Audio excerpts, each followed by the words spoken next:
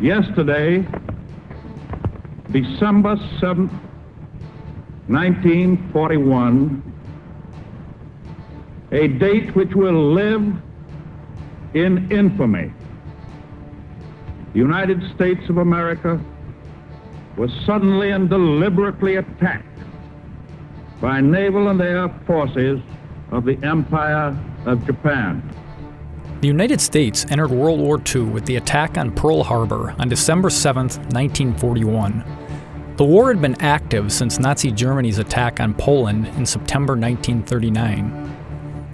Continuing aggressions from Japan to solve their economic problems at the time by expanding territory into neighboring China forced the U.S. to impose economic sanctions and trade embargoes.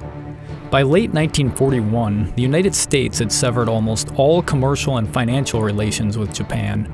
The termination of access to U.S. resources, including oil, created a crippling effect on Japan's expansion plans. Japan and the U.S. engaged in negotiations in an effort to improve relations, but the U.S. could not comply with the conditions proposed by Japan. They remained in a deadlock. Japan's solution to expand power was to destroy the U.S. Pacific fleets that would resist their conquest of South Pacific territories. They believed that the attack on the key naval base at Pearl Harbor near Honolulu, Hawaii, would undermine American morale such that the U.S. government would drop its demands and would seek peace with Japan.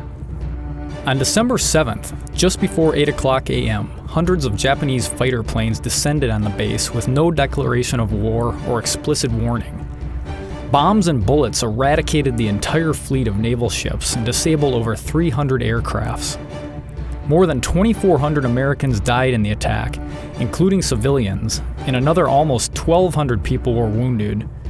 Japan's losses in counterattacks were minimal, with only 64 servicemen killed. Although the U.S. suffered devastating casualties, the Japanese failed to cripple the Pacific Fleet. Their confidence that the immediate destruction would force the U.S. to surrender their negotiation terms led them to neglect key onshore facilities, including oil storage depots, repair shops, shipyards, torpedo storage, submarine docks, and a headquarters building.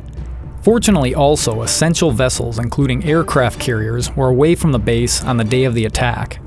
The day after the assault, there was no compromise. The U.S. declared war on Japan. 3 days later, Japan's allies, Germany and Italy, declared war against the United States. Congress reciprocated by declaring war on the European powers. The U.S. Navy was able to quickly rebound by reassembling forces after the attack on Pearl Harbor, and the U.S. was now at war. UAW-Ford honors United States veterans.